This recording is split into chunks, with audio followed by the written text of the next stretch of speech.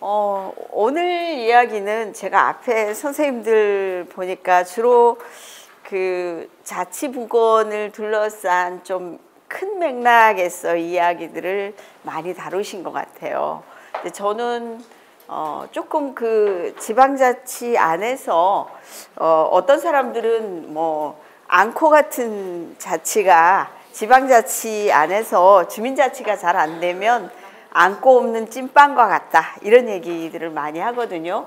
주민자치에 대한 이야기를 좀 해보도록 하겠습니다. 혹시 주민자치위원분들이 많으신가요? 한번 손 좀 들어보시겠습니까? 많으시네요. 예, 그러면 이야기를 풀어가기가 한결 수월할 것 같습니다. 주민자치가 도입된 지가 꽤 됐어요. 그죠? 꽤 됐습니다. 혹시 그 주민자치, 현 주민자치에 대해서 비슷한가요? 어떻습니까? 잘 되고 있습니까? 뭔가 좀 고칠 게 있나요? 그래서 이제 이게 아마 이런 그림이겠죠. 저쪽 끝에서 작업을 한 팀이 해오고 또 이쪽에서 작업을 해 갔는데 끝에 가서 맞춰보니까 지금 하나만 맞고 안 맞는 거예요. 그죠? 우리가 일을 할 때 보면 이럴 때가 가끔씩 있어요.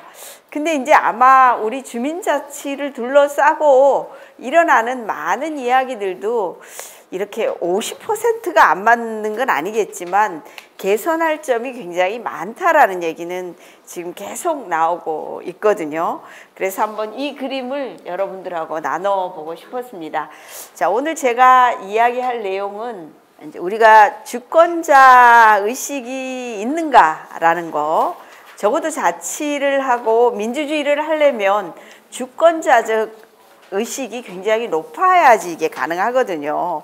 그래서 그 부분을 좀 볼 거고요. 그 다음에 우리나라의 주민자치 제도도 좀 한번 보겠습니다. 동향도 보고 또 우리가 어디로 가야 하는가, 뭐 이런 내용들을 좀 다루보도록 하겠습니다. 자, 혹시 주권자라는 얘기를 많이 들어보셨나요? 주권자라는 얘기. 주권자이신가요? 네. 예, 언제 주권자 의식이 좀 많이 느껴지십니까? 투표할 때만?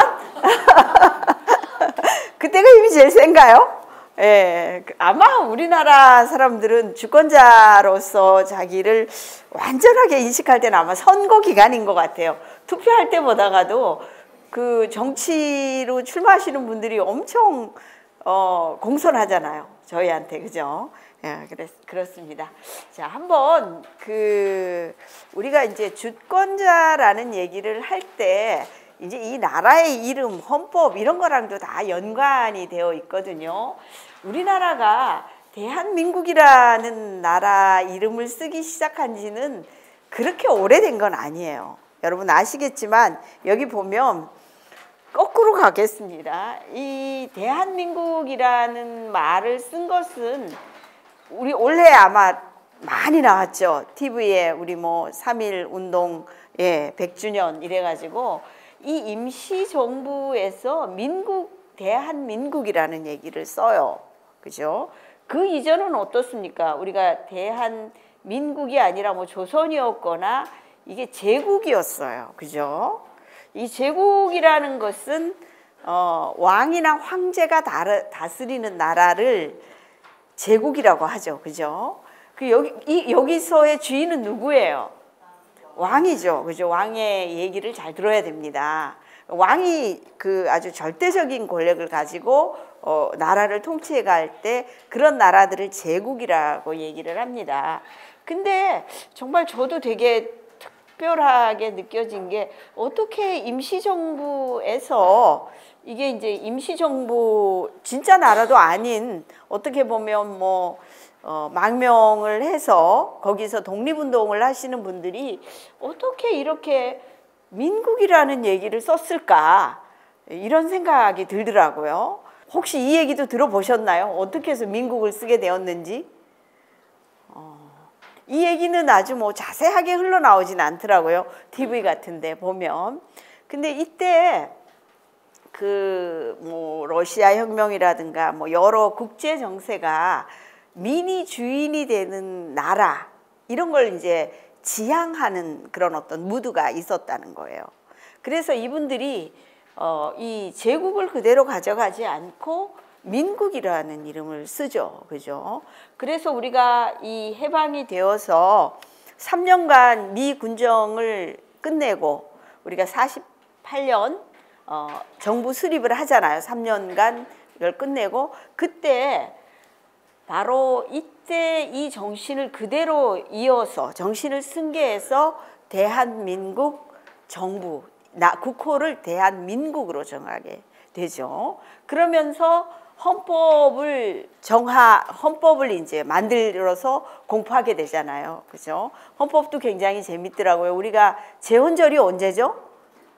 예, 7월 17일인데 실제로는 그거보다가 좀 한 며칠 전에 만들었대요. 근데 일부러 공포를 조금 늦추었는데 그 이유가 조선의 개국 날짜하고 이렇게 맞춰서 하느라고 이렇게 조금 늦춰서 이 헌법 이런 걸 재헌을 했더라고요. 자, 그래서 그 헌법을 보면 우리가 익히 언론을 통해서 잘 들었지만 이렇게 1조에 보면 이렇게 나와 있어요. 민주공화국이다. 또 주권은 국민에게 있고 모든 권력은 국민으로부터 나온다. 이런 얘기를 하고 있습니다. 그래서 사실은 이 얘기가 이제 우리가 주권자라는 얘기잖아요. 그죠? 근데 혹시 주권자로서의 그런 의식의 수준, 나의 의식 수준을 주권자로 막 확연히 느낀다.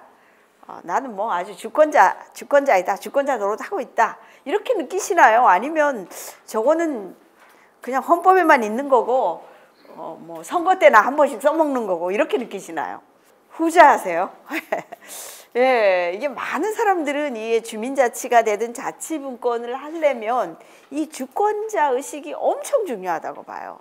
모든 사람들이 내가 주권자임을 명백하게 인식을 해야지 나머지 자치분권도 가능하고 민주주의도 가능하고 주민자치도 가능하다고 봅니다.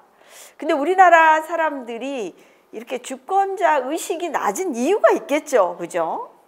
왜 낮을까요? 우리나라 사람들은 다른 나라 사람들 세계 모든 나라가 그런 건 아니지만 일부 선진국은 굉장히 주권자 의식이 높다고 얘기하잖아요. 근데 우리는 왜 이렇게 좀 낮을까요? 일제강점기를 거쳐서 우리가 기도 못 피고 살아서 또 그전에는 왕정이었고 또 해방 이후는 어땠어요?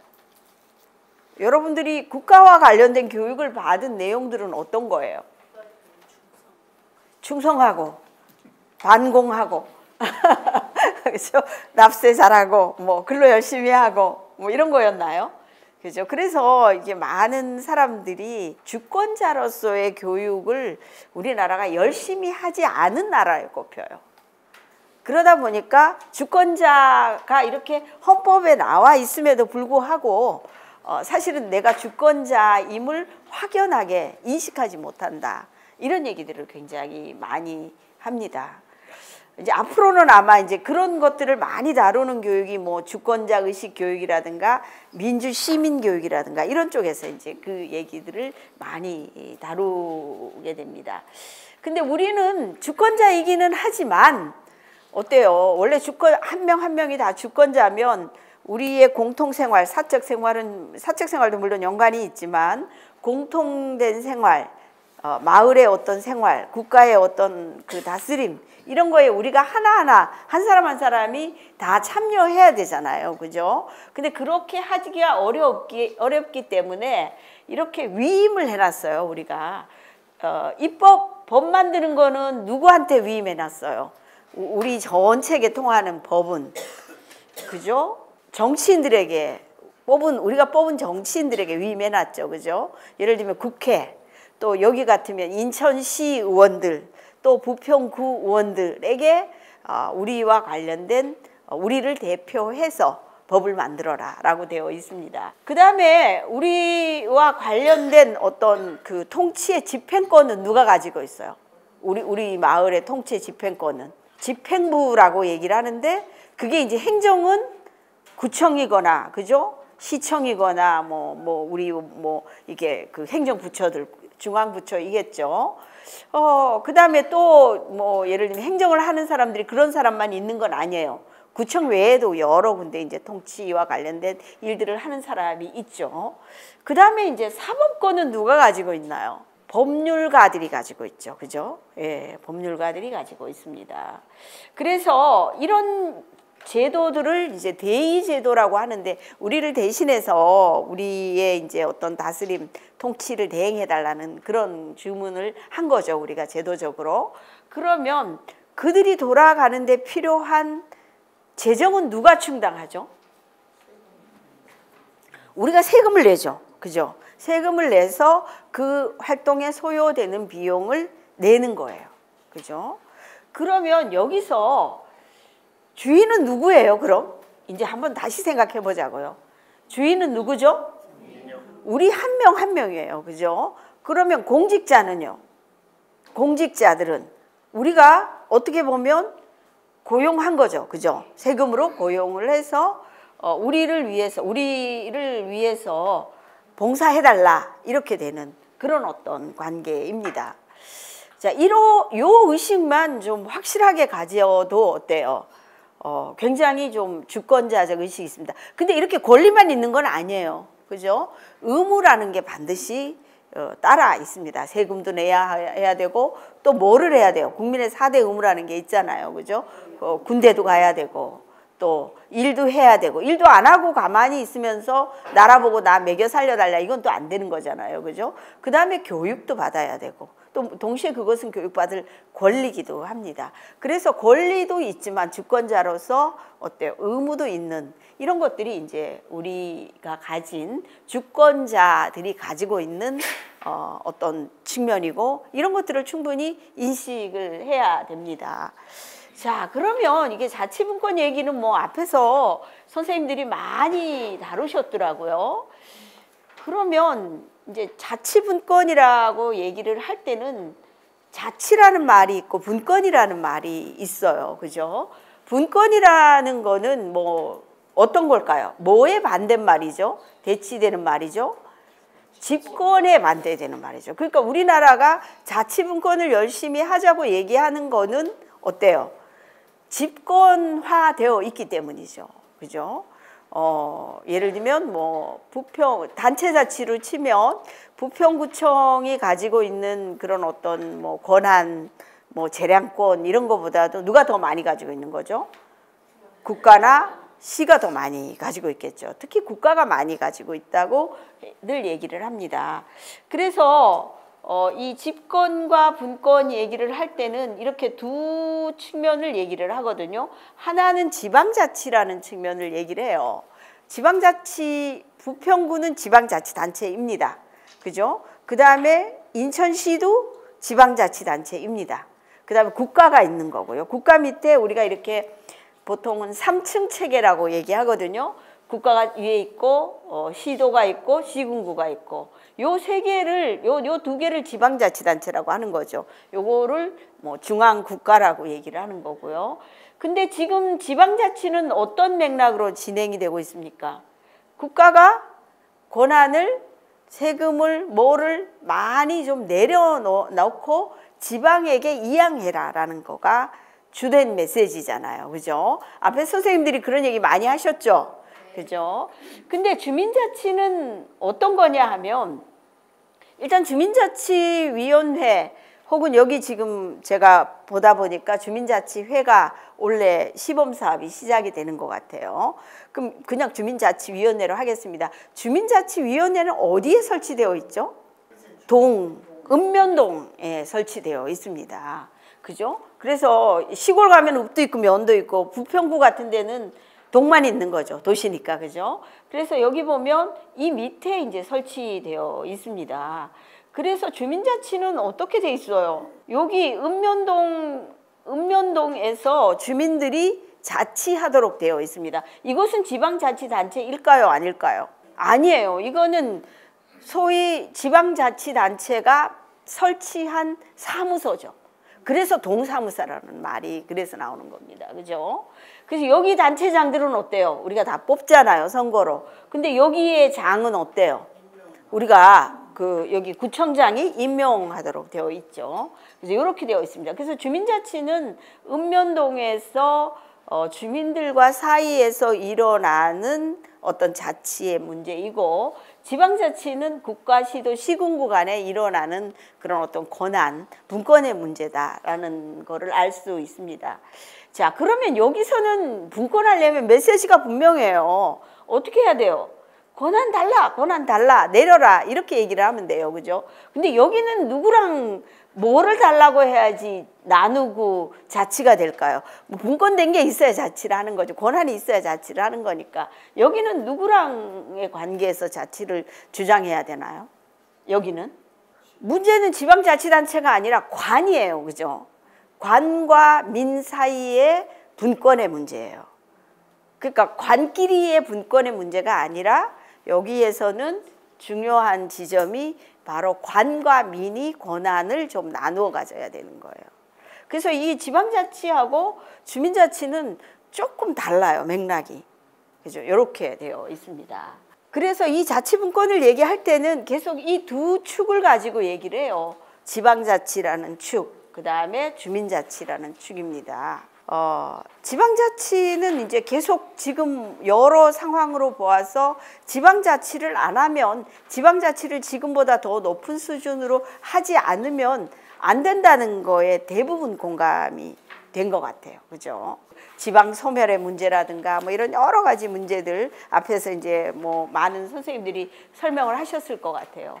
근데 주민자치는 주민들이 적어도 읍면동이라는 비교적 작은 지역이잖아요. 작은 지역에서 자치적으로 하도록 하는 이런 어떤 활동이 되는 거죠. 그래서 제가 이거가 궁금해요. 지방자치가 잘 되면 주민자치도 저절로 잘 될까요? 라는 거예요. 전혀 아닌 문제인 거예요. 지방자치가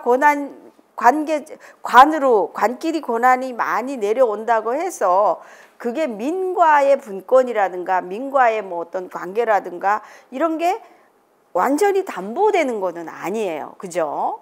그래서 이게 지방자치를 하기는 해야 되지만, 그것도 당위지만 이 주민자치도 자세히 들여다보지 않으면 아까 제가 말씀드린 것처럼 뭔가 지방자치가 돼서 뭔가 분권이 많이 된 것 같은데 실제로 단체끼리만 분권이 돼 있고 주민과의 분권이 이루어지지 않는 소위 안고 없는 찐빵 같은 상태가 될 수밖에 없다는 거예요.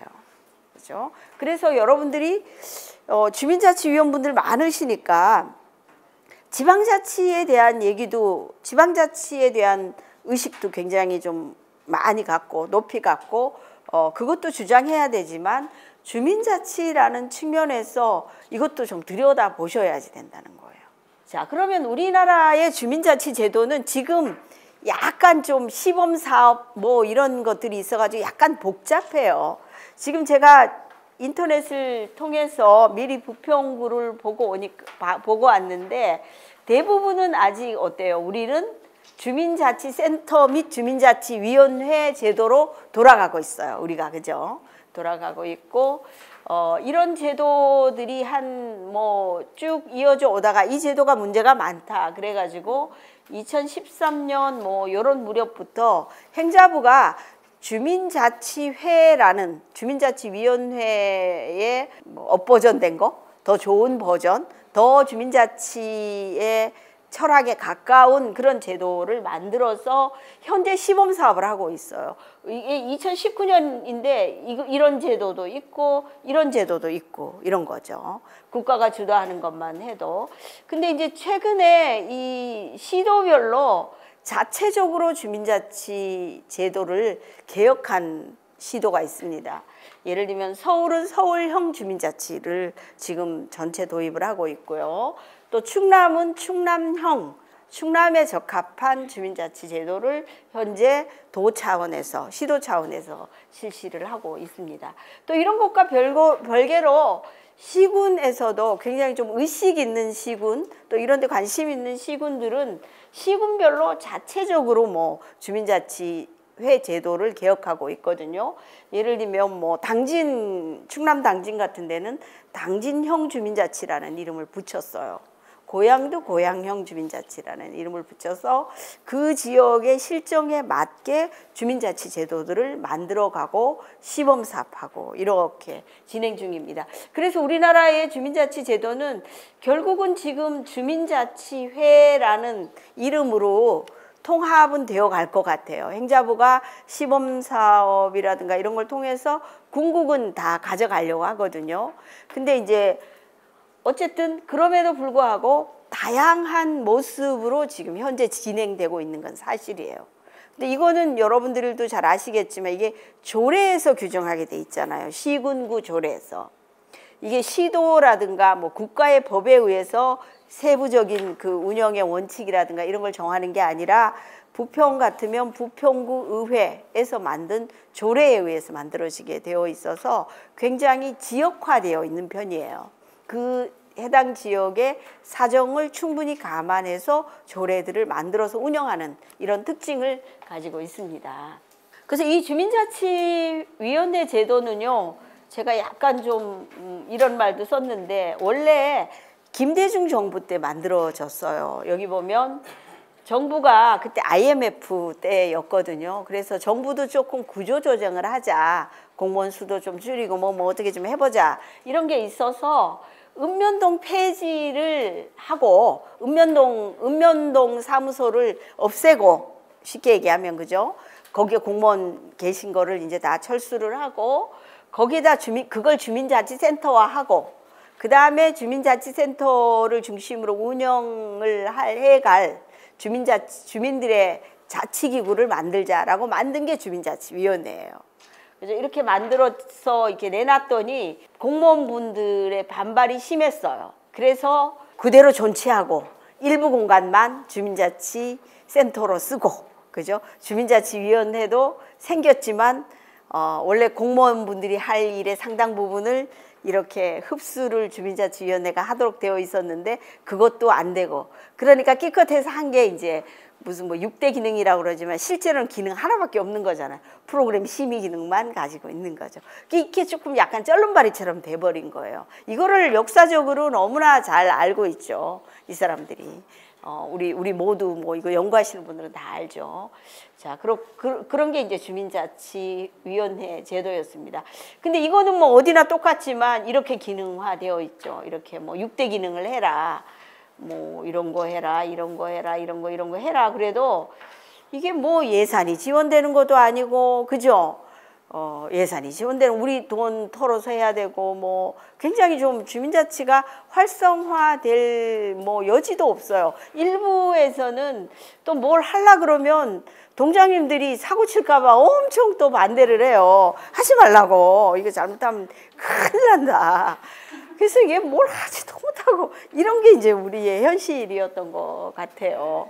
그리고 또 이제 여기서 이제 제일 아킬레스건이 뭐였었냐 하면 주민자치위원들의 임명권을 동장이 가지고 있는 거예요. 동장이 가지고 있다 보니까 이게 뭐 위촉하는 과정에서 뭐 제가 아는 교수님은 은퇴하고 그 시골에 가가지고 내가 그 주민자치위원 좀 하고 싶다 그랬더니 이력서 좀 가지고 오시라고 그래서 이력서 갖다 드렸더니 하시지 않는 게 좋겠다.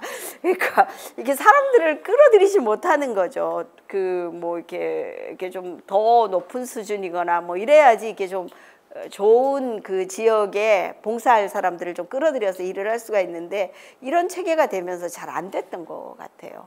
저는 이런 것도 있었어요. 아현동인가? 거기에 이제 여기는 주민자치회가 잘 되나요? 위원회가? 잘 안 되기도 하고 잘 되기도 하고 그러나요? 예. 아니 굉장히 잘 되는데도 또 있기 때문에 그래서 그 서울의 어느 모 동인데 그때 당시 이제 그 동 자체가 그 어떤 그 동의 일부가 아파트 재개발이 되면서 다 허물어서 이제 다 사람들이 이사를 가버렸어요. 상당수의 이사를 가버리니까 동장님이 이게 안 되니까 동장님이 주민자치위원회가 이게 머릿수가 안 차는 거예요. 그래서 이분이 돌아다니면서 동네에 하실 만한 분들을 섭외를 시작을 했어요. 근데 그쪽이 이제 마포 대로변에 있는 동네라 이제 어느 분한테 가서 회계사이신 분이에요. 가서 늘 거기에 이제 그 동네에서 사업을 하신 분이고 그러니까 가서 우리 주민자치위원 좀 해달라고 이제 이렇게 하니까 그러겠다고. 사실 내가 이 동네에서 젊을 때 너무 바빠가지고 동네 기여한 적이 없다 내가. 그래서 기꺼이 내가 동장님 제안을 받아들여서 하겠다. 이렇게 이제 주민자치위원회로 들어오시게 됐어요. 근데 이제 주민자치위원회가 와가지고 이제 이분은 진짜 동네 봉사할 마음으로 뭔가 기여를 하려고 오셨는데 이게 6개월 동안 회의하고 밥만 먹고 간다는 거예요. 그래서 제가 또 마침 그 동네에 뭐 그 주민자치 교육 때문에 간 날이었는데 저한테 그러는 거예요. 자기는 오늘부로 그만두는데 이렇게 주민자치위원회 제도를 운영하면 안 된다. 이런 얘기를 하시더라고요. 그분 같은 경우 얼마나 좋은 인적 자원이에요. 그죠? 근데도 우리가 그 제도적으로 그분을 수용할 그런 여건이 안 된 거죠. 그런 게 굉장히 많았던 것 같아요. 그런 여러 부분들을 알기 때문에 이제 이 주민자치회 제도로 이제 조금 전환을 시도하게 됩니다. 굉장히 뭐 많은 논의 끝에 이제 만들게 되는 거죠. 그래서 이게 뭐 이름이 이제 주민자치위원회에서 주민자치회로 이름도 바뀌고 그 기본적인 기능 같은 것들도 다시 세팅을 하게 돼요. 지금 아마 여기 시범사업 하려는 그 기본이 이제 이쪽에서 나오게 될 겁니다. 근데 이제 처음에는 이 주민자치회 제도를 연구를 많이 했겠죠. 새로 주민자치 제도를 만들어 보자. 그래서 그때 지방분권위원회인가 지금은 자치분권위원회로 이름이 바뀐 것 같은데 대통령 직속기구가 있었어요. 거기서 뭐 우리나라에 유명하신 분들 다 모아가지고 주민자치회를 3가지 타입의 모형으로 만들고 이걸 가지고 이렇게 시범사업을 해보자 이렇게 된 겁니다. 그것이 이제 통합형, 협력형, 주민자치형 이렇게 3개를 만들었어요. 근데 그 통합형은 어떤 유형이냐 하면 이게 좀 굉장히 좀 가장 선진적인 형이에요. 어떤 거냐 하면 주민대표로 구성되는 의결기구를 이거 말로 하면 너무 어려워서요. 제가 손으로 설명하는 게 훨씬 빨라요. 예를 들면 이게 동사무소다. 그러면 이 통합형은 뭐냐 하면 주민의 대표가 주민자치위원들이겠죠. 그죠? 회의 위원들이 동사무소를 관장하는 거예요. 그죠? 가장 진보적인 형이에요. 그죠? 이 형도 하나 제시를 했고요. 협력형은 지금 우리하고 비슷해요. 비슷해. 이거 동사무소도 있고 뭐 이렇게 좀 관계를 적절히 옆에다 두는 거예요. 옆에다가. 그죠? 그다음에 이제 주민조직형은 어떻게 하냐면 이거 완전히 읍면동 사무소는 폐지하고 뭐 이렇게 민간 뭐로 한다 이러는데 사실은 이 2개는 지금 살아있지를 않아요. 이 2개는 현행법으로 불가능하다라는 게 있고 또 한편으로는 그때 그 의견조사를 했어요. 그 전국에 시범사업을 뭘로 할 거냐, 통합형으로 할 거냐, 협력형으로 할 거냐, 주민조직형으로 할 거냐. 예를 들면 주민자치회 위상이 동사무소 위에 있느냐, 옆에 있느냐, 밑에 있느냐의 차이잖아요. 그죠? 면밀하게 보면. 이제 그렇게 했을 때 이상하게 지금 제가 그때 뭐 평가 보고서 이런 걸 보니까 이거를 주민자치위원분들한테 이렇게 설명도 제대로 못했을 뿐 아니라 행정 라인을 통해서 조사를 한 거예요. 그랬더니 협력형 중심으로 질문에 응답이 나온 거예요. 그래서 협력형만 실험을 하게 됩니다. 그죠? 그래서 지금까지 협력형만 계속 시범사업을 하고 있는 거예요. 그래서 우리가 좀 다른 어떤 색다른 주민자치 조직 해외처럼 이런 걸 꿈꿀 수 있는 여지들이 있기는 했었는데 뭐 법상으로 안 맞고 뭐 여론조사에서 안 되고 뭐 이러면서 이 칼자루 진 사람들이 그냥 결정을 한 것 같아요. 그래서 이런 게 이제 좀 비하인드 스토리 같은 거입니다. 자, 그러면 지금 현재 제시되어 있는 주민자치회는 주민자치위원회하고 뭐가 다른가만 좀 한번 보도록 하겠습니다. 이렇게 보면 일단 이거 뭐 그 시범 실시이기 때문에 이 시범 실시를 통해서 훨씬 더 다듬을 거라는 생각은 들어요. 근데 여기 보면 이름이 주민자치위원회하고 주민자치회로 이름이 다르죠. 그죠? 위원회는 위원들의 모임이에요. 그죠? 위원분들의 모임. 회는 회원이 있을 거 아니에요. 회원이 누굴까요? 주민인 거죠. 그동안은 주민자치위원회는 주민하고의 관계가 별로 없었어요. 근데 회는 어때요? 회원이 있고 그 중에 뭐 임원으로 뽑힌 분이 이제 위원이라고 보시면 되는데 주민을 회원으로 거느리고 있는 거죠. 그죠? 그런 게 이제 굉장히 다른 겁니다. 그 다음에 이제 우리 이 주민자치위원회는 이 인원도 농촌이든 뭐든 다 25인이었어요. 25인 정도로 해놨습니다. 시골 같은 데 가면요. 인구 2,000명이야, 면 단위에. 제가 뭐 얘기 들어보니까 주민자치위원 할 사람이 없다는 거예요. 근데 25인으로 해놨다는 거죠. 근데 예를 들면 제가 알기로 부평 같은 데는 동 사이즈가 5만 명 정도 되지 않을까요? 보통 한 동이. 그러면 여기는 25인이 좀 작을 수도 있어요. 막 7만 명 되는 동도 있잖아요. 큰 동은. 평균이 뭐 한 우리나라 전체로 뭐 2만 명 정도 읍면동이. 그런데 수도권은 동 사이즈가 굉장히 큰 편이에요. 그죠? 그런 면에서 이게 좀 이걸 일률적으로 하는 게 좀 적절치 않다 해서 이렇게 좀 자율적으로 결정하게 해놓고요. 그 다음에 이제 이 자치위원회 선정 방식도 굉장히 좀 달라질 것 같아요. 그동안은 이제 이 동장이 추천이나 공개 모집을 통해 가지고 위촉하던 거에서 일부는 위원 선정위원회에서도 하고요. 또 일부는 추첨으로도 해요. 위원 선정위원회라는 걸 만들어서 거기서 여러 사람들을 뽑게 하는 그런 방식도 있지만 또 일부 지자체에서는 뽑게 하잖아요. 그죠? 지금 많이 나온 게 이제 그 할 사람들 등록하면 그걸 이렇게 추첨제로 해서 한 50명을 뽑아서 하는 그런 제도들도 있습니다. 이것도 이제 좀 다르게 운영될 것 같아요. 그 다음에 뭐 이런 것들이야 이제 뭐 어디든 다 있는 거고 특히 최근에 서울 같은 데는 젊은 사람의 비율을 결정한 데도 있어요.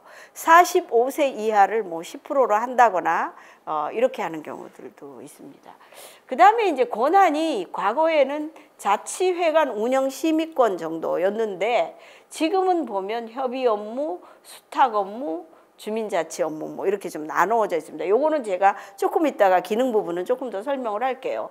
그 다음에 분과위원회도 지금까지의 분과위원회는 우리끼리만 하는 거죠. 그죠? 예를 들면 한 분과당 뭐 4개가 있으면 25인이 있으니까 뭐 한 5-6명씩 이렇게 배치를 해서 활동을 하는 건데 지금 새로 나온 제도는 서울 같은 경우도 그렇고 이것도 좀 자유롭게 되어 있는데요. 서울 같은 경우는 특별히 분과위원회에 주민자치위원이 아닌 일반 주민들도 들어올 수 있어요. 그죠? 그 분과 예를 들면 뭐 마을 만들기 분과다 그러면 주민자치위원이 반드시 분과장이 되어야 되긴 하지만 주민자치위원 플러스 일반 주민들도 여기에 참여할 수 있도록 하는 그런 구조로도 되어 있습니다. 근데 상당 부분 동안 오랫동안 지금 이 행자부는 이렇게 뭐 요렇게만 주민자치위원만 참여하게 하기도 했지만 서울형이나 또 일부 지자체에서 이걸 터버렸기 때문에 훨씬 더 많이 변하는 것 같아요. 그 다음에 지방자치단체와의 관계입니다. 그동안은 지방자치단체와의 관계가 이게 명문화되어 있지 않았어요. 아무것도 없었어요. 그러니까 뭐 예산을 줄 이유도 없는 거고 기껏해야지 여러분들께서 받으시는 게 저거 아닌가요? 그 수당? 그죠? 회의 수당. 이거 주면 오히려 더 보태가지고 대부분 쓰시는 것 같더라고요. 이제 그렇게 되어 있었는데 앞으로는 행재정적인 지원을 지방자치단체가 할 수 있다라는 겁니다. 그래서 일부에서는 행재정적인 지원을 하는 거를 참여 예산의 일부를 아예 이렇게 적정한 이렇게 액을 예를 들면 20%라든가 뭐 몇 프로를 해주겠다. 참여 예산으로 주민자치 예산을 잡도록 하겠다. 이런 대안을 내놓은 것도 있고요. 또 최근에 많이 나오는 거고 이미 시범 사업이 일부 진행된 것 중에 하나는 여러분들 우리가 내는 주민세 있잖아요. 주민세. 한 가구당 한 10,000원 정도 낼 거예요. 그 전체를 주민자치 예산으로 돌려주는 것도 지금 얘기를 하고 있고 행자부에서도 그거에 대한 굉장히 적극적 관심을 가지고 있습니다. 그래서 예를 들면 동네 일을 똑같이 하는데 주민자치위원분들이 그동안 이런 얘기 하셨잖아요. 공무원이 하면 반드시 예산이 지원이 되는데 우리가 하면 우리 돈 주머니를 털어서 하라 그런다. 근데 그게 한계가 있잖아요. 뭐 조금이야 우리가 낼 수 있지만 그걸 계속 낼 수는 없고 고액을 낼 수는 없잖아요. 그런 차원에서는 이제 이런 행재정적 지원이 굉장히 중요하고, 그 다음에 이제 이 주민자치 잘하려면 교육 많이 받아야 되거든요. 공부 많이 해야 됩니다. 교육 문제. 그 다음에 주민자치회가 우리 동네가 이런 문제가 있다라고 의견을 제출할 수 있는 공식적인 창구가 돼요. 그럴 권한을 부여하게 됩니다. 그동안은 뭐 민원으로 뭐 우리가 이렇게 할 수 있었다. 뭐 그건 할 수 있었어요. 근데 우리 동네 의견을 딱 모아서 우리 동네는 예를 뭐 제가 잘 모르지만 여기에 우리가 여기는 뭐를 해야 된다. 가로등을 여기 뭐 전부 다 설치를 해야 된다. 공원을 만들어야 된다. 이런 얘기들을 정식으로 제출할 수 있게 되고요. 그 다음에 이제 또 이런 일을 하려면 전용 사무실이 있어야 되겠죠. 그동안 주민자치 위원장님들은 어디 가서 근무를 하셨나요? 아니 사무실이 없어가지고 제가 가보니까 동장님 그 소파가 사무실이라고 그러시던데요. 거기 앉아가지고 일을 아무런 공간을 안 줬죠, 그죠? 근데 이거는 공간을 줘야 되는 거죠, 이제. 이게 아직은 초기여서 그럴 것 같아요. 예. 근데 이게 주민자치가 좀 자리를 잡으면 그 공간을 제대로 쓸 수 있을 것 같아요. 그래서 어느 지자체는 굉장히 좀 잘 해놨더라고요. 갔더니 수원인가 어디 행궁동인가 거기 갔더니 회의실도 별도로 해놓고 상근 간사도 배치하고 유급직 상근 간사도 배치하고 뭐 이런 여러 가지 조치들을 했었습니다. 자, 그러면 이제 뭐 뽑고 또 어떻게 운영하고 뭐 이런 것도 굉장히 좀 디테일하게 조례라든가 이런 걸 통해서 결정이 되지만 주민자치위원회보다가 훨씬 확대된 우리의 기능이 뭐냐, 주민자치회의 기능이 뭐냐, 이거는 좀 잘 알으실 필요가 있을 것 같아요. 일단 이렇게 말은 좀 어려워요. 주민의 대표, 행정지원, 뭐 지역사회 형성 이렇게 되어 있는데 사실은 여기 보면 협의 업무, 수탁 업무, 주민자치 업무 이렇게 되어 있잖아요. 요 말이 요 뒤에 요 말하고 비슷해요. 한번 이렇게 조금 자세히 보시면 제일 중요한 기능은 과거에는 주민의 대표성이 좀 떨어졌죠. 그죠? 주민을 대표하는 사람이라고 말하기에는 주민들이 뽑지를 않았기 때문에 조금 약했습니다. 이제 그런 거에 비해서 이 주민자치회는 어떤 형태로든지 뽑게 되잖아요. 그죠? 지금도 완전하게 주민의 대표성을 갖고 뽑느냐라는 거는 논란의 여지가 있어요. 논란의 여지가 있습니다. 선정위원회에서 뽑는 것도 간설의 방식이고 또 뭐 제주도가 지금 도입하고 있는 그 주민자치 교육을 미리 받게 하고 그 사람들을 주민자치위원회 예비 풀에 넣고 그 중에서 뽑아서 쓰는 거거든요. 아니 그럼 내가 바빠가지고 주민자치 교육 못 받았다. 그럼 주민자치위원이 될 수 있는 방법이 없는 거예요. 현실적으로. 뭐 그 풀에서 뽑은 사람이 대표가 되느냐 뭐 이런 약간의 논란들은 계속 있어요. 지금 그건 계속 보완을 해가지 않을까 싶고 뭐 이 학계에서나 이 관련 단체들도 이렇게 하는 게 좋겠다 저렇게 하는 게 좋겠다라는 얘기를 지금 계속 내어놓고 있습니다. 예, 그래서 일단은 그럴지라도 주민의 대표 기능을 갖는다고 보는 거예요. 그죠? 이제 우리 위원님들은 우리 동네 주민들을 대표하시는 분이 되는 거예요. 그래서 이 주민 대표 노릇을 하려면 어떤 일을 해야 되냐면 읍면동 정부, 예를 들면 뭐 우리 뭐 여기 무슨 읍면동 및 뭐 부평구가 되겠죠. 이런 데서 우리와 관련된 어떤 그 사업을 할 때는 그 의사결정에 참여할 수 있는 권한이 있는 거죠. 그거를 뭐라고 얘기하냐 하면 여기 보면 주민의 대표이고 협의 업무라고 얘기를 해요. 좀 약하게 표현을 해놨더라고요. 그러니까 그동안은 우리랑 협의를 안 해도 돼. 그죠? 근데 지금부터는 어때요? 이게 되는 순간 우리랑 예를 들면 여기에 뭐 공원을 한다, 뭐 도로를 좁힌다, 뭘 한다 이러면 주민의 대표 기구인 주민자치회와 의논하게 되어 있죠. 협의를 하게 되어 있습니다. 심의, 제주도 같은 데는 심의로 해놨는데 협의로 좀 약화되어 있어요. 요거는. 자, 그다음에 그러면 그동안 주민자치위원회가 위원분들이 어떤 기능을 할 때는 그냥 내 개인적인 사견을 얘기를 해도 됐어요. 이런 대표 노릇을 할 때, 그죠? 근데 이제 지금부터 이 주민의 대표성을 띠는 순간 어때요?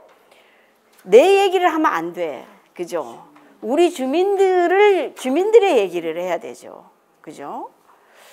우리 동네 여기 우리 신호등 없어가지고 불편하다. 그럼 내 얘기로 해도 되지만 사실은 동네 전체 의견을 모아서 여기보다 더 많은 사람들이 원하는 데 있으면 그 얘기를 해야 되는 거죠. 그죠? 이렇게 주민의 의견을 수렴하고 그것을 전달하는 그런 어떤 대표 기능, 이 두 개의 기능이 굉장히 중요하다라는 겁니다. 그 다음에 이 지역사회 형성 기능은요, 그동안 사실 주민자치위원회에게 부여된 기능이었어요. 이거는 굉장히 오죽하면 이걸 자율 영역이라고 하겠어요. 관하고 상관없이 우리끼리 열심히 잘하면 돼요. 이거는, 그죠? 근데 이거의 상당 부분을 어때요? 예산을 좀 대어주겠다라는 거가 지금 앞에 나오는 재정 지원, 행재정 지원 기능인 거죠. 여기는 뭐를 많이 하시나요? 이게 전국 규모로 했기 때문에 경제소득 사업 같은 건 별로 없을 것 같고, 여기는 아파트가 많으니까 이런 거 많지 않을까요? 문화복지, 예. 이런 것들을 우리가 한다고 모두 다 돈을 주는 건 아니지만, 그죠? 상당 부분 이게 합리적이고 공익성이 있고 이러면 아마 좀 재정적인 지원을 해서 하지 않을까 싶습니다.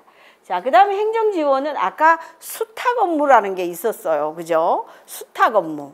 그러니까 누군가가 위탁을 해줘서 수탁 받는 거잖아요. 그 수탁은 뭐냐 하면 그동안은 행정이 하던 일이었는데 행정이 그 일을 수행했을 때 돈이 더 많이 들거나, 그죠? 아니면 서비스가 행정이 하는 것보다 똑같은 돈이 들더라도 미리 했을 때 훨씬 더 효율적이거나, 시간이 적게 들거나, 돈이 적게 들거나, 노력이 적게 들거나, 이런 영역들이 있을 거 아니에요. 그죠? 어떤 교수님이 그런 얘기 하더라고요. 여기는 안 오셨는데, 김순흥 교수님이 예를 들면 이 마이크를 내가 사면 얼마에 사냐, 10,000원에 산다고 치면 요거를 공공에서 사면 얼마 들까요? 4-5만 원 줘야 될 거예요. 예, 이게 코스트가 올라간대요. 왜 그러냐 하면 이 물건 자체도 더 비싸게 살 뿐 아니라 사실 굉장히 그걸 하는 과정에서 그 인건비 같은 것도 많이 드는 거죠. 원가가 많이 드는. 예를 들면 이런 거예요. 우리 여기 등 나갔어. 주민자치위원들이 그 가로등 나갔네. 그래서 만약에 그 동네 주민자치위원 중에 하나가 이걸 이렇게 등 같은 거 가지고 있다가 갈면 이게 원가밖에 안 드는 일이야. 그리고 굉장히 빨리 가를 수도 있어. 이걸 지금 현재 시스템으로 하면 어떨까요? 결제 받고 뭐하고 사다리 끌고 오고 차 끌고 오고 우리 10,000원에 하면 한 5만 원에 할 것 같아. 진짜 그런 영역들은 미리 하는 게 사회적으로 훨씬 유리한 거죠. 그죠? 그런 것들을 위탁 주라는 거예요. 그런 거를. 일본에 가면 기본적으로 이 통장이 없잖아요. 이 통장이 하는 일을 주민자치위원회 하잖아요. 그렇게 돼 있거든요. 근데 우리나라는 약간 제도 자체가 기본적으로 그렇게 세팅이 돼서 지금 주민자치가 더 좀 잘 작동하지 않는 원인이 되는 것 같아. 일본은 진짜 완전히 없어요. 그리고 주민자치회 회비도 우리는 지금 주민을 위해서 쓰게 하는 주민세가 지금 관공서에서 쓰잖아요. 일본은 그냥 주민자치회에다 내요. 그러면 그분들이 돈을 걷어가지고 자치적으로 하는 거예요. 되게 달라요. 그래서 조금 우리가 주민자치제도 설계가 좀 기본적으로 좀 잘못되어 있다라는 얘기도 하죠. 이거 관공서에서 나온 겁니다. 그래도 옛날에 그쪽에서 나온 거죠. 그 다음에 이제 이 뭐 시설물 관리는 자치회관 위탁 운영, 마을회관 도서관 관리 뭐 이런 것들 소소한 것들인데 이것도 지난번에 뭐 당진에서 그 당진은 좀 적극적으로 추진하거든요, 주민자치를. 근데 그때 토론회가 있어서 그 시장님이 어떤 토론회를 주도하시냐면 공무원분들 보고 협의 업무, 위임 위탁 업무, 그죠? 뭐 요런 어떤 그 행정하고 관련된 게 위임 위탁 업무하고 협의 심의 업무잖아요. 그러면 그런 것들 중에 할 만한 거를 리스트를 다 내라. 다 낸 걸 가지고 주민자치위원들하고 뭐 그 가능성은 법적인 거 다 검토를 했겠죠. 그러고 나서 주민자치위원분들하고 모여가지고 이 사업을 받을 거냐 말 거냐를 토론하는 자리가 있었어요. 근데 당진은 농촌이라서 그러는지 자치회관 운영하는 거 싫다고 그러시더라고. 그 위원분들이 나 거기 가서 그거 상주할 수가 없어. 우리가 바쁜 사람들이요. 이거는 그냥 하시고 뭐 이렇게 얘기를 하시더라고요. 하시고 그냥 우리가 좀 더 깊이 관여하는 수준으로 하자. 이렇게 그 어르신들은 얘기를 하시더라고요. 그래서 아마 제가 그 마지막 결론은 어떻게 됐는지 모르지만 거기는 위임 위탁 안 됐을 거예요. 근데 아파트 같은 데 오면 어떨까요? 하실만 할 것 같아. 그죠? 당진은 기본적으로 이게 수지가 안 맞대요. 이게 이게 수지가 안 맞아서 사람을 고용할 수가 없다 그러더라고. 근데 이제 뭐 일산이나 또 뭐 남양주 이런 데 가면 아파트 밀집 지역에 가면 그 수강료 수입 같은 게 굉장히 많기 때문에 사람을 두세 명씩 고용해도 돼요. 굉장히 재밌게 하는 그런 데도 있습니다. 그래서 이렇게 이제 좀 업무가 한 3가지 정도로 기능이 정해지는 것 같아요. 그래서 이 앞에 보면 이 업무가 이제 그렇게 되어 있는 겁니다. 근데 이제 이런 것들은 실제로 또 우리가 풀어지는 그 지자체마다 조례로 정할 때는 조금 다릅니다. 일단 이거 제가 오늘도 들어가 봤는데 입법 예고 안만 있고 아직 통과가 안 된 건지 모르겠어요. 이거 통과됐나요? 아직 안 됐습니까? 그래서 여기 보니까 제가 중요한 것만 뽑아왔거든요. 여기는 20인 이상 40명으로 한다 라고 돼 있고, 이거는 뭐 구청장이 위촉하는 거는 다른 데랑 비슷합니다. 그죠? 주민자치위원을 선정하는 방식은 주민자치 교육과정을 이수하고 공개 모집에 응한 사람 중에 공개 추첨을 한다. 여기는 공개 추첨을 하는 거예요. 다만 특정 성별이 60%, 남자가 60% 이상 되어도 안 되고 여성이 20% 이상이 되어도 안 되는 거죠. 그리고 뭐 다양한 계층이 참여할 수 있도록 한다라는 거고. 근데 재밌는 건 60%는 이렇게 뽑고요. 그 다음에 40%는 이런 사람들 중에 그 풀이 2개인 거예요. 그죠? 40% 뽑는 풀이 있고 60% 뽑는 풀이 따로 있어요. 이거 이제 통과가 안 됐으면 더 뭐 그 논의를 통해서 고쳐질 수도 있어요. 이 자체는. 그죠? 그래서 이게 뭐 전체 위원회 60%는 공개 모집으로 한다. 그죠? 그다음에 이런 사람들이 여러 사람이 추천한 사람들 중에 다시 40%는 40%의 머릿수보다 적으면 100% 뽑히는 거고요. 40% 이상 넘으면 어때요? 이것도 역시 공개 추첨으로 결정한다. 이렇게 되어 있습니다. 그 다음에 이제 자치계획을 수립하게 돼 있어요. 굉장히 다른 것 중에 하나가 자치계획을 수립하는 거거든요. 마을의 발전계획을 수립하는 건데, 그것도 구청장은 이런 자치계획을 세우면 이 주민들이 합의한 공적인 종합계획으로 인정하고 적극적으로 협력 지원해야 한다. 이렇게 되어 있습니다. 그전에는 우리가 이거 만들어 놔도 어때요? 뭐 아무도 안 도와줬었는데 이렇게 이제 조례로 되어 있습니다. 그 다음에 임기는 여기는 왜 이렇게 짧게 해놨는지 모르겠어요. 2년으로 하고 한 차례만 연임할 수 있다. 다른 데는 이거 다 풀었거든요. 대부분. 근데 여기는 아직도 이렇게 묶여 있더라고요. 어떠세요 이건? 이게 쟁점이 커요. 위원님들은 어떠세요? 이렇게 2년하고 한 번 더 할 수 있으면 좋으세요? 지금 거의 대부분의 주민자치위원회는 사람을 구하기가 힘들어요. 예, 그렇기 때문에 이렇게 했을 경우 조금 문제가 있지 않을까? 이 경쟁률이 센 데는 이렇게 해도 돼요. 경쟁률이 센 데는. 그죠? 근데 경쟁률이 약한 데는 이렇게 해놓으면 이 자체가 우리의 족쇄가 되는 거예요. 그죠? 그래서 요거는 여러분들이 관심을 가지시면 돼요. 조례 지금 만약에 통과가 안 됐다면 조례 개정 그 입법 예고되어 있잖아요. 그럼 이거 공개적으로 의견을 다 낼 수 있거든요. 누구든. 그럼 내셔야지 되는 거죠. 아, 다시 공개, 그러면 연임할 때는 이게 뭐 공개 추첨 이런 게 없이 하고, 그 다음에 이제 4년이 끝나면 원점에서 다시, 예. 아, 그거는 괜찮네요. 예, 예, 예. 아, 예, 예. 아, 그러면 괜찮을 것 같습니다. 근데 이게 대부분은 지금 주민자치위원이 모자라서 문제이기 때문에 이게 이제 문제가 생길까봐. 그래서 이게 사실 주민자치위원회는 일꾼이잖아요. 어떤 측면에서는. 그죠? 그래서 이제 좀 공개 추첨 방식으로 하고, 실제로는 또 뭐 이런 데는 도시니까 좀 문제가 다르지만 일부 농촌 지역에 가면 일종의 카르텔 같은 게 있는 거예요. 더 못 들어오게 해. 그냥 우리끼리 그냥 계속 하는 거예요.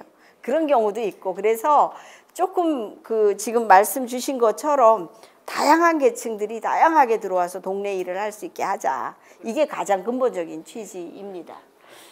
그죠? 그 다음에 뭐 이게 아까 이제 교육을 받아야 된다고 그랬잖아요. 그죠? 이 교육은 뭐 그다지 세지는 않아요. 6시간 정도니까. 기본 교육만 받고 그 지원하면 되고, 들어와서 교육을 좀 더 많이 받게 하는 그런 구조입니다. 그 다음에 이제 임기 회장도 똑같아요. 2년 할 수 있고 연임만 가능하다. 이런 것도 붙여놨네요. 해촉된 날로부터 4년 이내는 더 못하게 한다. 이런 것도 있습니다. 그래서 여기도 뭐 좀 일부 약간 수정은 됐지만 전체적으로 제가 톤을 보니까 행자부가 내놓은 시범 조례안에 크게 이렇게 벗어나진 않았더라고요. 목적이라든가 이런 게 별로 비슷하게 되어 있습니다. 자, 그래서 제가 이제 이거 제가 알기로 이게 제일 세요. 우리나라 주민자치 조례 중에.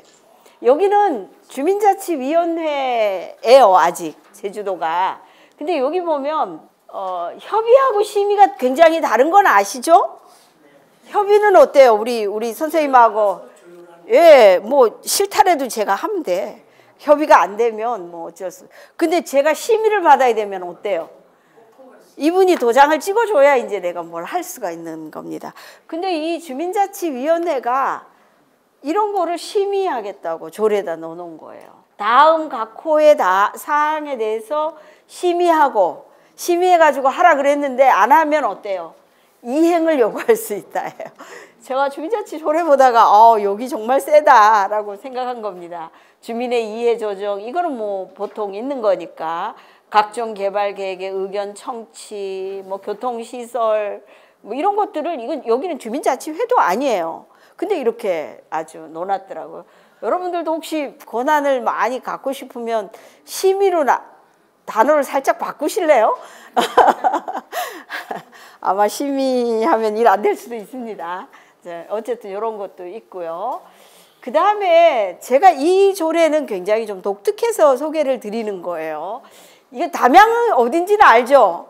광주 옆에 뭐 대나무 많이 나는 데인데, 여기는 주민자치회가 심의하고, 여기도 세죠, 그죠? 이렇게 돼 있습니다. 근데 여기 보면 이거 있어요. 마을자치회. 그러니까 여기는 담양은 크잖아요. 면이 농촌이니까. 근데 마을 리 단위로 뭐가 잔뜩 있어요. 마을이. 그럼 그곳을 하나의 주민자치회 밑에 있는 마을자치회로 인정하는 거예요. 예, 분과 수준이 아니에요. 예, 요것도 하나의 단체, 마을자치회예요. 근데 농촌은 그게 가능해요. 농촌은 이렇게 물리적으로 이렇게 딱딱 이렇게 구획되어 있기 때문에 이게 가능하거든요. 이렇게 넣어놔서 이런 것들도 지원하는 거예요. 이게 거의 없어요. 이렇게 만든 데가. 그죠? 우리는 어디를 하면 좋을까요? 만약에 이렇게 뭐 분과를 두거나 마을자치회를 둔다면. 저는 여기가 다 아파트여서 아파트별로 뭘 하나씩 이렇게 단지별로. 사실은 저도 아파트 사는데 아파트는 통반장 이런 거 의미가 없어요. 그죠? 다 그 저기 관리사무소 뭐 이런 사람들하고 연관되어 있는 거죠. 그래서 지금 이 제도 설계 자체가 그 공동주택이라고 그런 아파트를 어떻게 해야 되는가는 굉장히 고민인 거예요. 근데 제가 보기에도 여기도 그래 지금. 그죠? 예, 그래서 저희 많은 선생님들이 좀 많은 의견을 내시는 분들은 예를 들면 어느 아파트 단지에 뭐 주민협의회 회장은 당연직 주민자치위원으로 넣자. 그래야지 일이 될 거 아니냐, 지역 일이. 그죠? 예를 들면 뭐 요 아파트는 1000가구고 이쪽은 2000가구다라면 2배를 준다거나 뭐 이런 식으로 이제 하는 게 어떠냐. 이거를 그 지금 뭐 일반 마을에 있는 것처럼 일반 단독주택가에 있는 것처럼 그렇게 구획해 가지고는 했을 때 이제 좀 문제가 있지 않겠느냐 이런 얘기들도 지금 오고 가고 있습니다. 그래서 사실은 이제 많은 사람들이 우리나라 주민자치의 사이즈가 너무 크다라는 얘기를 계속하고 있어요. 지금 일본도 훨씬 더 사이즈가 작아요. 우리보다. 뭐 스위스도 더 작고 훨씬 좀 더 작아야지 이게 자치가 잘 되기 때문에 우리나라는 읍면동으로 정해놔서 자치가 잘 안 되는 이유이기도 하다.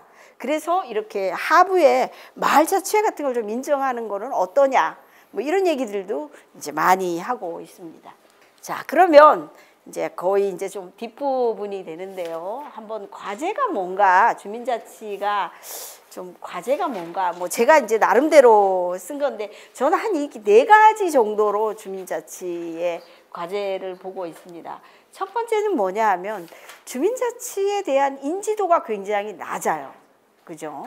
주민자치위원회가 있는 줄 아는 사람이 몇 프로나 될까요, 우리? 거의 몰라요. 동사무소는 100% 아는 것 같아. 그죠? 근데 주민자치위원회라는 제도가 또 주민자치회라는 제도가 존재하고 이것이 우리를 대표하고 우리를 위해서 일하고 있다라고 아는 사람은 20%? 20% 안 될까요? 그리고 이거는 사실은 어느 동에만 있고 어느 면에만 있는 게 아니라 전 국가적인 제도예요. 근데 정말로 이거에 대한 인지도는 엄청 낮아요. 엄청 낮아요. 그게 뭐 하는 거예요? 그런 게 있었어요? 이런 게 오히려 주민자치센터의 프로그램은 알아도 주민자치위원회가 있다는 건 모르는 거가 많아요. 이게 참 문제인 것 같아요. 그죠? 우리가 너무 선전을 안 했나요? 공익 광고라도 내보낼까요? 주민자치회가 있습니다. 여기를 이용하십시오. 주민 여러분. 주민자치회가 뭐 여러 지역 주민을 대표해서 일합니다. 이런 거 좀 내보내야 될 정도입니다. 그래서 사실 이렇게 하다가 보니까 주민자치가 뭐 예산이 오는 것도 아니고 점점 더 나빠지는 것 같아요. 그죠? 그래서 이거에 대한 대안이 굉장히 필요하다. 저는 그래서 주민자치위원회 보고 위원회 출발할 때 브로셔 같은 거 막 만들어서 뭐 브로셔 동사무소에 뭐 수십 종 있잖아요. 그죠? 근데 우리도 딱 갖다 놓고 명함도 다 새기고 프랭카드도 좀 많이 걸고 해서 주민자치회가 이런 일들을 하고 이렇게 중요하다라는 걸 좀 많이 알려야 될 것 같아요. 이게 지금 제일 급선무인 것 같아요. 예, 이게 이 존재를 알아야지 될 것 같아요. 그 다음에 이제 두 번째는 이거 이제 고쳐지기는 할 것 같아요. 너무 제도가 부실한 거예요. 부실한 거예요. 아까 그 김대중 대통령이 그냥 뭐 공무원분들이 막 뭐 이렇게 밀고 그러니까 철회할 수는 없고 그래서 타협 안으로 이렇게 만들었는데 실제로 그 주민자치위원회는 주민자치를 할 수 없게 구조화되어 있었던 게 사실은 현실이라고 얘기를 합니다. 대표성의 문제라든가 행정과의 협치 문제, 행정 밑에 있는데 어떻게 행정하고 협치를 해? 그죠? 안 되죠. 지금은 대등한 관계입니다. 주민자치회는 옆에다 두기 때문에 대등한 관계예요. 그 다음에 이제 재원 문제, 그죠? 또 이 주민자치위원회하고 주민이 분리되어 있는 문제, 그죠? 사실 주민들의 의견을 받들어서 주민자치회가 활동을 해야 되는데 이게 전혀 상관없는 조직으로 되어 있는 이런 문제, 이런 것들이 이제 좀 두 번째 문제인 것 같고요. 세 번째는 뭐 이거는 많은 사람들이 지적하는 거죠. 주민자치위원분들이 역량이 너무 부족하다 이런 얘기들을 엄청 많이 해요. 가치, 주민자치가 이게 왜 가치롭고 이런 제도를 전 국가적으로 만들 만큼 소중한 제도인데 아까도 제가 모두에서 얘기한 것처럼 주권자 의식도 없는 거예요, 우리가. 그죠? 그리고 이거의 가치도 모르고 뭐 이런 것들이 이제 문제다라는 거고요.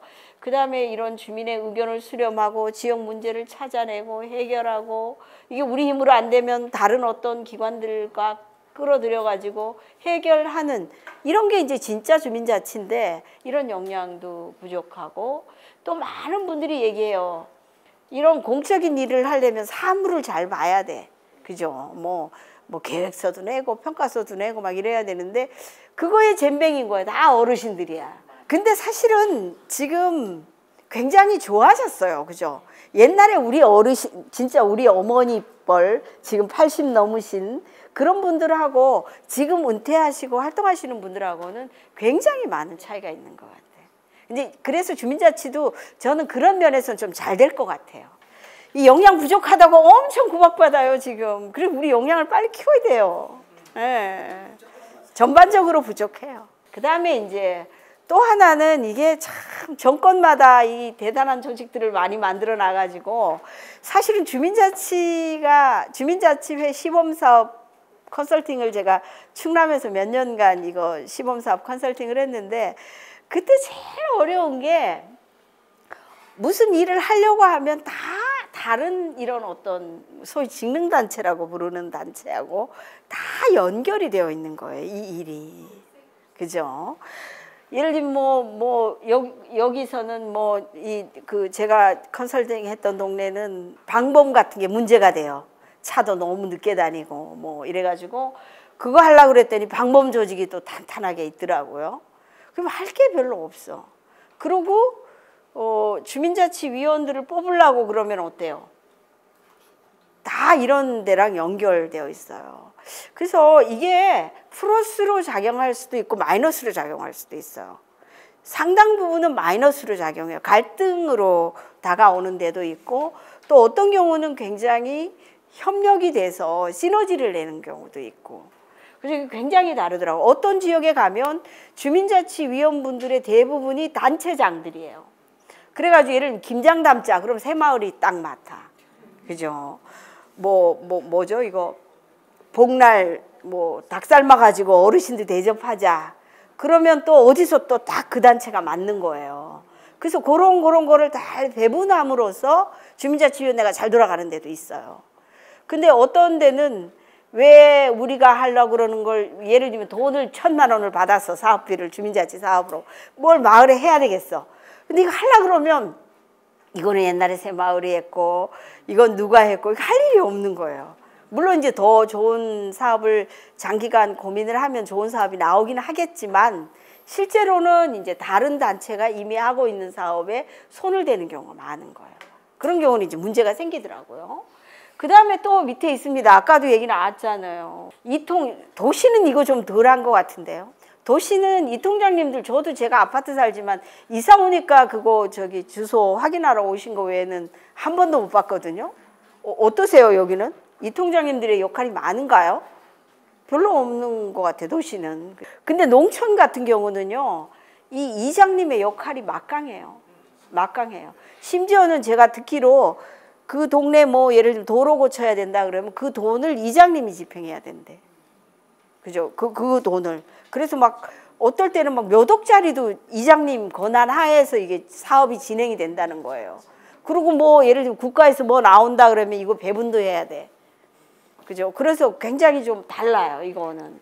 근데 이제 아까도 말씀드린 것처럼 이 통장 제도를 그냥 두고 우리가 이 사이에 이런 복잡한 생태계 밑에서 주민자치가 도대체 어떻게 자리를 잡아가야 하느냐라는 거예요, 저는. 저 사람들 갑자기 없어져라 이럴 수는 절대로 우리보다 더 오랜 역사를 가진 이제 그런 측면이 있어서 많은 사람들이 맛집 역할을 해야 된다. 이런 데 결론이 많이 모아지는 것 같아요. 맛집은 전체를 다 끌고 가는 거예요. 그죠? 각자가 기능하게 하지만 공통으로 해야 되는 일. 또 이 사람들이 못하는 일 이런 것들을 좀 해줘야 되지 않는가. 그래서 좀 화합하는 생태계를 만들어야 되지 않느냐 이런 얘기들을 많이 하고 있습니다. 아까도 잠깐 얘기했던 것처럼 아파트만 있는 데는 주민자치 잘 안 될 것 같아요. 그죠? 입주자 사람들이 다 그 입주자 대표회의 다 이권이 걸려 있고 내 생활과 직접 관련된 이런 데와 연결되어 있어서 아 이게 주민자치가 지금 이런 어떤 이런 과제들을 잘 해결해야 돼. 물론 이제 또 다른 과제들도 또 있겠지만 제가 경험한 걸로는 이제 이런 것들이 되게 중요하다라는 생각이 들었습니다. 자, 그러면 이제 어떻게 이제 우리가 이걸 좀 성공시켜 가는 게 좋은가? 주민자치회라는 제도가 도입이 되면 일단은 주민 대표성을 갖는 단체로서의 위상을 공고히 하는 거 이게 굉장히 중요한 것 같아요. 그러니까 저희끼리 하는 말로 여러 단체 중에 하나면 안 되는 거예요. 이제 예를 들면 제가 동장님 방에 갔는데 새마을 뭐 방범 있고 뭐 쭉 여러 단체들하고 이 주민자치회가 똑같이 놓이면 안 될 것 같아. 그죠? 위상이 달라. 그죠? 이 사람들보다는 어때요? 한 단계 또 높은 레벨이어야 되겠죠. 그래서 얘가 맛집 역할이라든가 뭐 이런 얘기들을 맛형, 맛집, 그죠? 뭐 이런 역할을 얘기하는 게 분명히 그 단체들을 다 이렇게 포용해 가면서 함께 지역사회 발전을 해야 되는 거에 중심에 서야 되는 건 분명하다. 주민자치회가. 예. 그렇게 안 하면 새마을이 그걸 할 수 있는 건 아니에요. 그죠? 방법이 할 수 있는 건 아니야. 바살이 할 수 있는 것도 아니에요. 대표성을 갖는 우리가 그런 기능을 서서히 정리해서 해야 되지 않는가라는 겁니다. 그 다음에 주민자치회가 아까도 얘기했지만 권한과 기능이 많이 강화됐어요. 그죠? 근데 이거 못 쓰고 있으면 어때요? 근데 중요한 건 쓰라고 자꾸 쓰라고 막 이렇게 권유할까요? 아니면 가만 냅둘까요? 예, 가만 냅두죠. 우리 밖으로 우리가 찾아 먹어야 돼요, 지금. 예, 찾아서 써야 돼요. 예를 들면 우리가 저기 헌법에 뭐 모든 주권은 모든 권력은 국민으로부터 나온다라는 헌법이 있지만 우리가 제대로 안 쓰니까 어때요? 이상한 사람들이 막 써버리잖아. 그죠? 그 제대로 보장을 못 받는 것처럼 이런 것들이 명백하게 우리에게 인식이 돼야 될 것 같다라는 얘기를 드립니다. 그 다음에 이제 역시 주민자치회의 존재의 이유는 지역을 발전시키는 거겠죠. 그죠? 지역을 발전이라는 게 뭐 물리적으로 뭘 짓고 이런 게 아니라 화목하게 만드는 거, 행복하게 만드는 거, 덜 불편하게 하는 거. 그죠? 뭐 여러 가지가 있겠죠. 그죠? 이런 것들을 발굴해서 자치 사업으로 기획을 해내는 능력이 있어야 되죠. 이제. 그죠? 이런 능력이 있어야 됩니다. 주민자치위원분들의 굉장한 왜 주민자치위원이 되셨냐 뭐 이런 얘기를 들어보면 봉사하려고 되었다라는 말을 해요. 봉사자하고 주민자치위원하고 굉장히 다르죠. 그죠? 봉사자는 사실 봉사자의 굉장히 중요한 덕목은 따지면 안 돼요. 뭐 자꾸 알려고 그래도 안 돼. 그 헌장에 그런 거 있더라고요. 자꾸만 뭐 이거 왜 하냐 그러고 뭐 어떻게 되냐 돈이 얼마냐 뭐 이런 거 묻는 것보다는 그냥 자기 주어진 일을 자원봉사 의사결정에 관여하지 않는 거죠. 집행과정 실행과정에만 관여하는 거가 이제 자원봉사라면 우리는 어디부터 관여를 해야 돼요? 예, 의사결정과정, 기획과정, 평가과정, 실행뿐만 아니라 그런 데까지 다 관여할 수 있어야지 되거든요. 그래서 자원봉사이기는 한데 자원봉사자만은 아닌 거예요. 예, 굉장히 똑똑한 사람이어야 돼요. 그렇죠? 그래서 이런 것들을 좀 해낼 수 있는 능력입니다.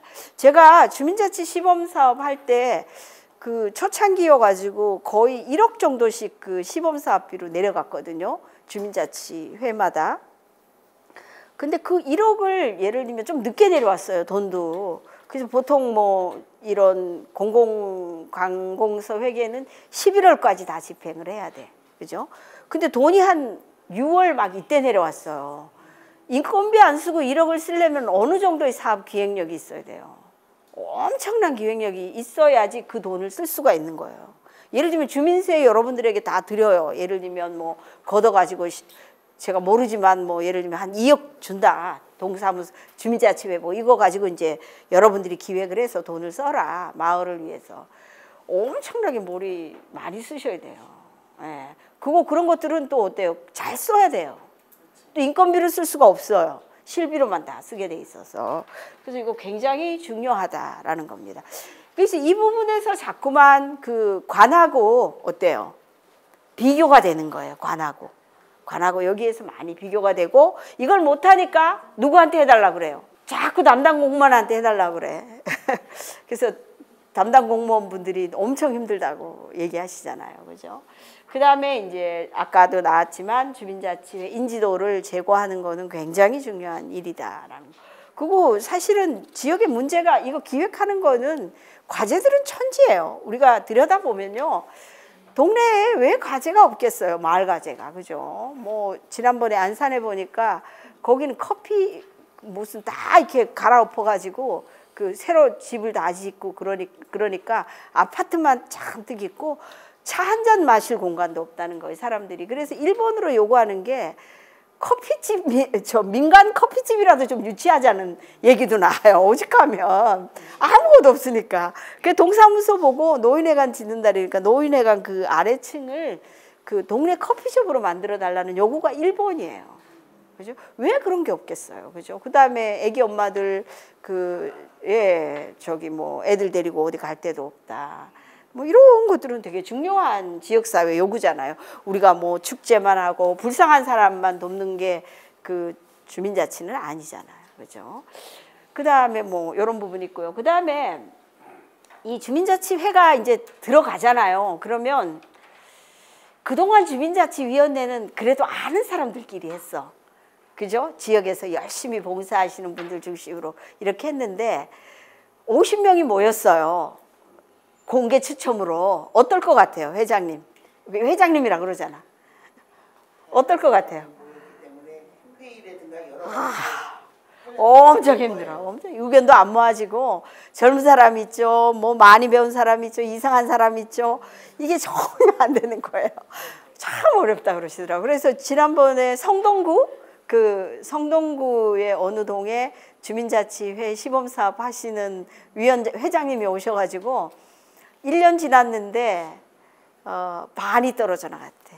주민자치위원으로 뽑히신 분들이. 왜 그러냐면 뭐 와보니까 뭐 되는 거는 없고 그냥 굉장히 시끄럽고 또 이게 자주 모이라 그러고 이게 동네 일을 한다는 게 이렇게 어려운 거죠. 그래서 이제 이렇게 공개 모집으로 하는 제도가 적합하지 않는 측면이 있다 막 이렇게 또 발언도 하시고 그러더라고요.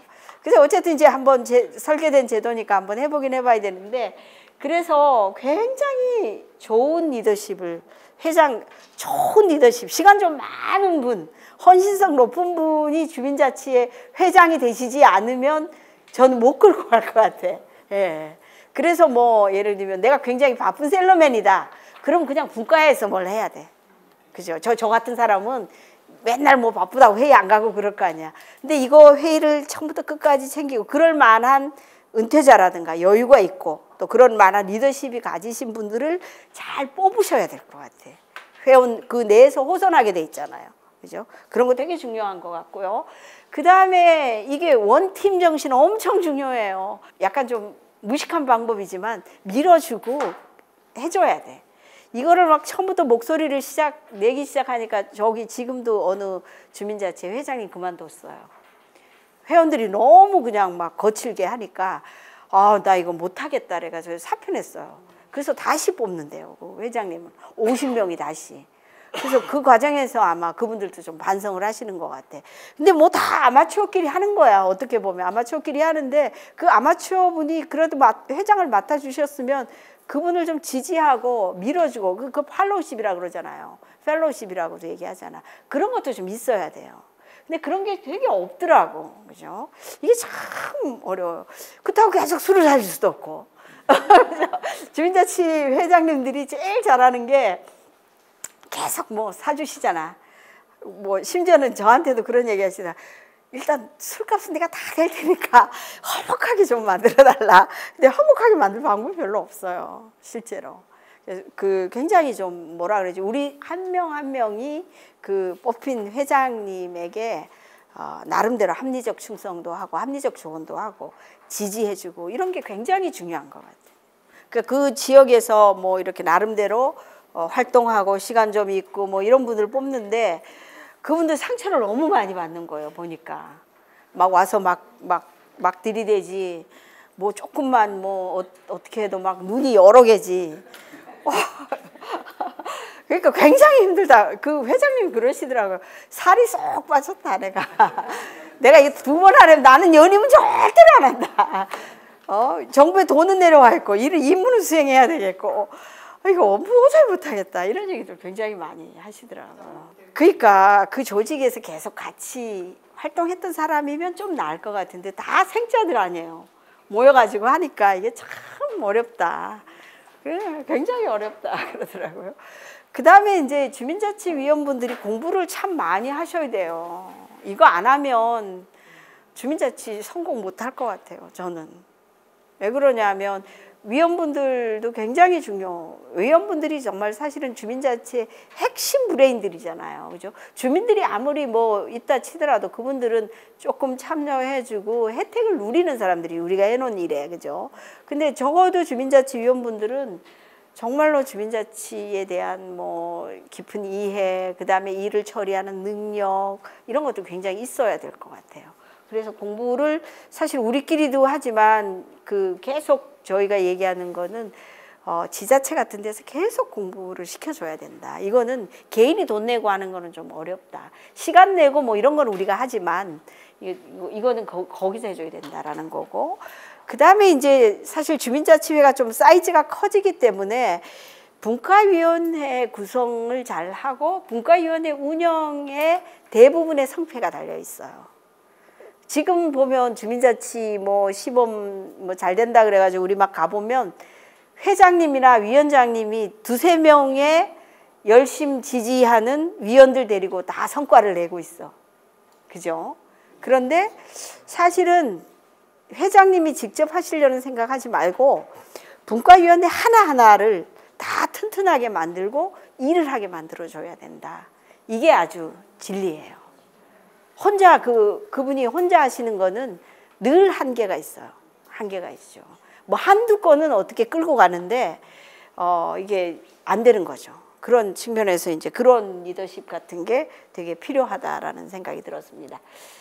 자, 이게 주민자치 잘 된다고 가보면요, 우리가 이것만 보고 가는 데가 많아. 이게 원래 당근이어서 이게 뿌리가 좋아야 되는데 잎만 무성한 거 보고 잘한다고 얘기하는 경우도 많고요. 사실 주민자치는 사실은 뭐 결과보다 과정이랄까, 요 조직 자체가 굉장히 그 탄탄해지면 뭐든지 할 수 있어요. 근데 조직은 부실한데 뭐 성과만 내는 데는 사실 벤치마킹 갈 때가 아닌 거죠, 원래는. 그죠? 그래서 벤치마킹 가실 때도 그 자체가 튼튼한가, 그 자체가 바르게 가고 있는가, 이런 걸 좀 많이 보시는 게 되게 중요할 것 같아요. 계속 교육이 있을 것 같아요. 그리고 아마 지금 이게 초급 과정 정도일 것 같고, 예, 계속 이런 과정을 할 때 또 건의도 많이 쓰시고 하셔가지고 강의하지 말고 뭐 벤치마킹도 가고 토론도 하고 이런 거 하자라고 얘기하시면 좋을 것 같아요. 예, 여기 계신 분들 보니까 다 그렇게 하셔도 문제 없을 것 같아요. 자, 그러면 어떻게 마칠까요? 예, 수고 많으셨습니다.